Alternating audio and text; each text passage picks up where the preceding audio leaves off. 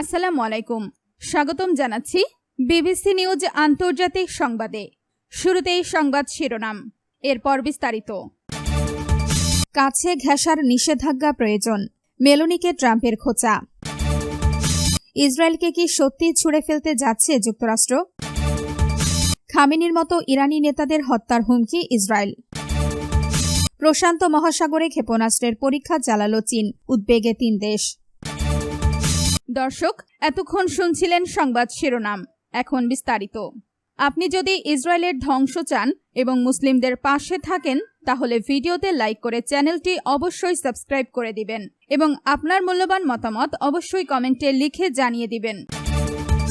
কাছে ঘেঁষার নিষেধাজ্ঞা প্রয়োজন, মেলোনিকে ট্রাম্পের খোঁচা। ইতালির প্রধানমন্ত্রী জর্জিয়া মেলোনির সঙ্গে নিজের দ্বন্দ্বকে আরও উস্কে দিলেন মার্কিন প্রেসিডেন্ট ডোনাল্ড ট্রাম্প। সম্প্রতি একটি অদ্ভুত মিম শেয়ার করে ট্রাম্প বুঝিয়েছেন যে ইতালির প্রধানমন্ত্রী তাকে নিয়ে মেতে আছেন। নিজের সামাজিক মাধ্যম ট্রুথ সোশ্যালে 80 বছর বয়সী ট্রাম্প মেলোনির সঙ্গে নিজের একটি এডিট করা ছবি পোস্ট করে দাবি করেন মেলোনির বিরুদ্ধে তার একটি রেস্ট্রেইনিং অর্ডার, কাছে ঘেঁষায় আইনি নিষেধাজ্ঞা জারি করা প্রয়োজন। ওই ছবিতে দেখা যায় 49 বছর বয়সী মেলোনি হাসি মুখে ট্রাম্পের দিকে তাকিয়ে আছেন। এর মাধ্যমে মূলত এটাই বোঝানো হয়েছে যে ডানপন্থী এই ইতালীয় নেতা ট্রাম্পের প্রতি দুর্বল। ছবির ক্যাপশনে ট্রাম্প লিখেন, রেস্ট্রেইনিং অর্ডার দরকার। রোববার 5 জুলাই ট্রুথ সোশ্যালে ট্রাম্পের করা একাধিক পোস্টের একটি ছিল এটি। এদিন তিনি সাবেক মার্কিন প্রেসিডেন্ট বারাক ওবামা এবং তার স্ত্রী মিশেল ওবামার একটি ভুয়া ছবিও পোস্ট করেন। ওই ছবিতে দেখা যায় গ্রাফিতি আঁকা একটি এয়ারফোর্স 1 বিমানে ওঠার আগে তারা হাত নাড়ছেন।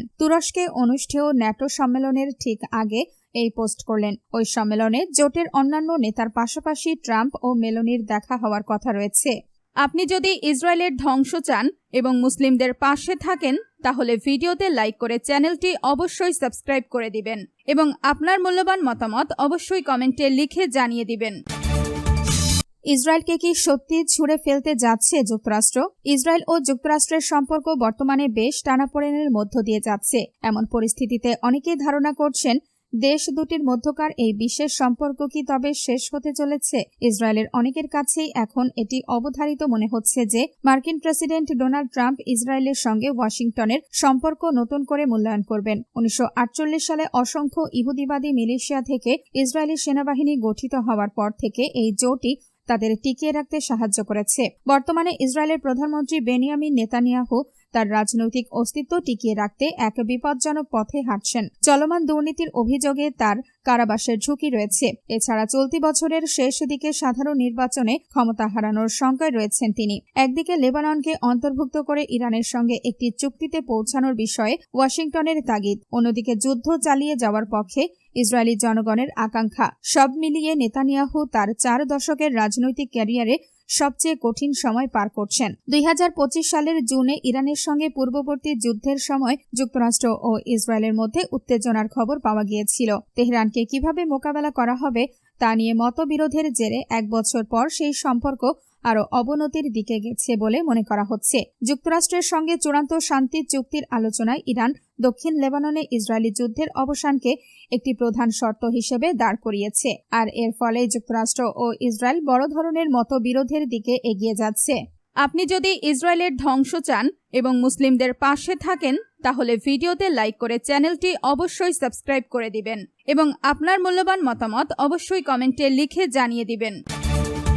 খামেনির জানাজায় শোকের আবহে যে রাজনৈতিক ও ধর্মীয় বার্তা দিচ্ছে ইরান। প্রয়াত সর্বোচ্চ নেতা আয়াতুল্লাহ আলী খামেনির জানাজা উপলক্ষে আয়োজিত 1 সপ্তাহব্যাপী অনুষ্ঠানগুলোতে নিজ দেশে এবং পুরো অঞ্চলে নিজেদের রাজনৈতিক বার্তা ও সরকারপন্থী ধর্মীয় প্রচারণা সুচারুভাবে পৌঁছে দিতে ব্যাপক ধর্মীয় প্রতীক ও ভাবমূর্তি ব্যবহার করছে ইরান।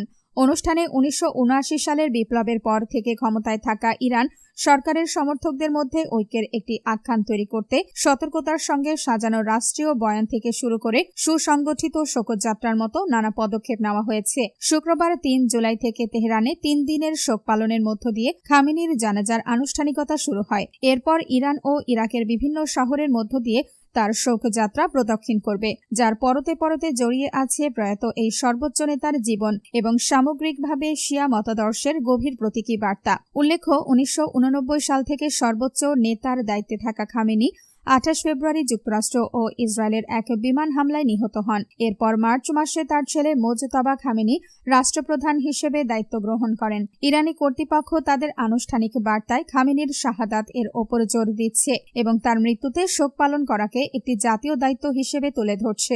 জানাজার অনুষ্ঠানগুলোর জন্য নির্ধারিত আনুষ্ঠানিক স্লোগান আমাদের জেগে উঠতে হবে, উই মাস্ট রাইজ। ইরানের শোকার্ত মানুষের হাতে থাকা ব্যানার ও ফেস্টুনে শোভা পাচ্ছে। তবে আরবি ভাষাভাষী ও আন্তর্জাতিক মহলের জন্য কর্তৃপক্ষ এর আরবি প্রতিশব্দ আল্লাহর জন্য জেগে ওঠো, রাইজ ফর গড বেছে নিয়েছে। দুটি স্লোগানই পবিত্র কুরআনের একটি আয়াতের ওপর ভিত্তি করে তৈরি, যেখানে মুসলমানদের ঐশী উদ্দেশ্যে রুখে দাঁড়ানোর আহ্বান জানানো হয়েছে। আপনি যদি ইসরায়েলের ধ্বংস চান এবং মুসলিমদের পাশে থাকেন তাহলে ভিডিওতে লাইক করে চ্যানেলটি অবশ্যই সাবস্ক্রাইব করে দিবেন এবং আপনার মূল্যবান মতামত অবশ্যই কমেন্টে লিখে জানিয়ে দিবেন। প্রশান্ত মহাসাগরে ক্ষেপণাস্ত্রের পরীক্ষা চালালো চীন, উদ্বেগে 3 দেশ। পারমাণবিক সাবমেরিন থেকে প্রশান্ত মহাসাগরের দিকে একটি ক্ষেপণাস্ত্রের পরীক্ষামূলক উৎক্ষেপণ করেছে চীনের সেনাবাহিনী। এ ঘটনায় জাপান, অস্ট্রেলিয়া ও নিউজিল্যান্ড উদ্বেগ প্রকাশ করেছে। চীনের সরকারি বার্তা সংস্থা সিনহুয়ার খবরে বলা হয়েছে, সোমবার 6 জুলাই স্থানীয় সময় দুপুর 12:01 পিপলস লিবারেশন আর্মি নেভির একটি পারমাণবিক সাবমেরিন থেকে ডামি বা পরীক্ষামূলক ওয়ারহেড বহনকারী ক্ষেপণাস্ত্র আন্তর্জাতিক জলসীমার দিকে উৎক্ষেপণ করা হয়। পরে এটি নির্ধারিত সমুদ্র এলাকায় গিয়ে পড়ে। তবে ঠিক কোথায় ক্ষেপণাস্ত্রটি পড়েছে সে বিষয়ে বিস্তারিত জানানো হয়নি। সিনহুয়া জানায়, এটি চীনের বার্ষিক সামরিক মহড়ার একটি নিয়মিত অংশ এবং কোনো নির্দিষ্ট দেশ বা লক্ষ্যবস্তুকে উদ্দেশ্য করে এই উৎক্ষেপণ করা হয়নি। অস্ট্রেলিয়ার পররাষ্ট্রমন্ত্রী পেনি ওং বলেন, ক্ষেপণাস্ত্র পরীক্ষার বিষয়ে চীন আগে থেকেই অস্ট্রেলিয়াকে জানিয়েছিল, তবে তার মতে এই ধরনের পদক্ষেপ এই অঞ্চলের স্থিতিশীলতার জন্য উদ্বেগজনক। আপনি যদি ইসরায়েলের ধ্বংস চান এবং মুসলিমদের পাশে থাকেন তাহলে ভিডিওতে লাইক করে চ্যানেলটি অবশ্যই সাবস্ক্রাইব করে দিবেন এবং আপনার মূল্যবান মতামত অবশ্যই কমেন্টে লিখে জানিয়ে দিবেন।